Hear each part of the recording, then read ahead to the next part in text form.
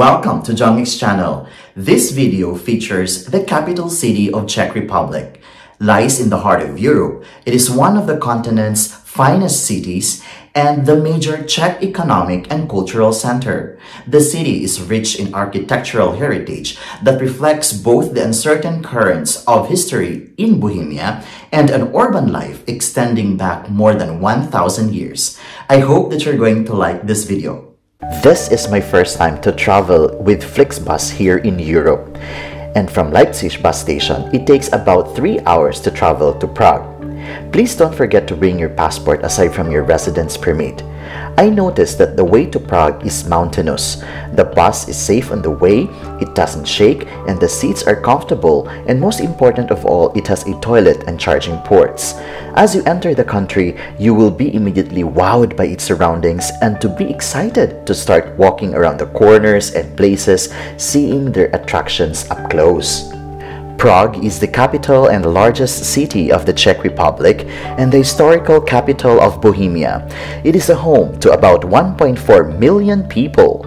The city has a temperate oceanic climate with relatively warm summers and chilly winters. Prague is home to a number of well-known cultural attractions which we're going to visit in this video, many of which survived the violence and destruction of 20th century Europe. The main attractions include Prague Castle, Charles Bridge, and the Old Town Square with the Prague Astronomical Clock. Since 1992, the historic center of Prague has been included in the UNESCO list of World Heritage Sites. This astronomical clock is famous every time the hour changes. The clock will chime and the 12 apostles and a rooster will appear. It's like a resemble of a big cocoa clock. When you go to Prague, you should not miss to visit Hotel Prince. It is actually located directly on the Old Town Square in the historical center of Prague. The building itself was built in the 12th century and has undergone a painstaking reconstruction that preserved its exceptional style while giving this landmark a modern spirit. On the 5th floor, there is a rooftop terrace which offers a magnificent 360 view of the centuries-old city. The terrace of the Prince is one of the most sought-after places where guests take a memorable photo with a panorama of the Old Town Square. The whole experience is enhanced by the world-renowned Black Angel's Bar in the basement, which offers a period 1930s prohibition bar setting with a wide range of cocktails, gin, and mysterious story. Aside from the variety of souvenir items that you can buy in Czech Republic, there is what we call a traditional Bohemian pastry called tridelnek. It is a kind of spit cake. It is made from dough that is wrapped around a stick, then baked and topped with sugar and walnut mix. It has origins in the northern part of historical Kingdom of Hungary. Until the 21st century, it became popular among tourists in Czech Republic. A variation of tridelnek with ice cream filling has been popularized by Prague cafes. This is the way to the Charles Bridge. It is actually a medieval stone arch bridge that crosses the Vltava River in Prague, Czech Republic. Its construction started in 1357 under the auspices of King Charles IV and finished in the early 15th century. The bridge replaced the old Judith Bridge built 1158 to 1172 that had been badly damaged by a flood in 1342. The new bridge was originally called Stone Bridge or Prague Bridge, but has been referred to as Charles Bridge since 1870. As the only means of crossing the river Vltava until 1841, Charles Bridge was the most important connection between Prague Castle and the city's old town and adjacent areas. This land connection made Prague important as a trade route between Eastern and Western Europe. The bridge is 516 meters long and nearly 10 meters wide. The bridge is decorated with a continuous alley of 30 statues and statuaries, most of them Baroque style, originally erected around 1700, but now all have been replaced by replicas.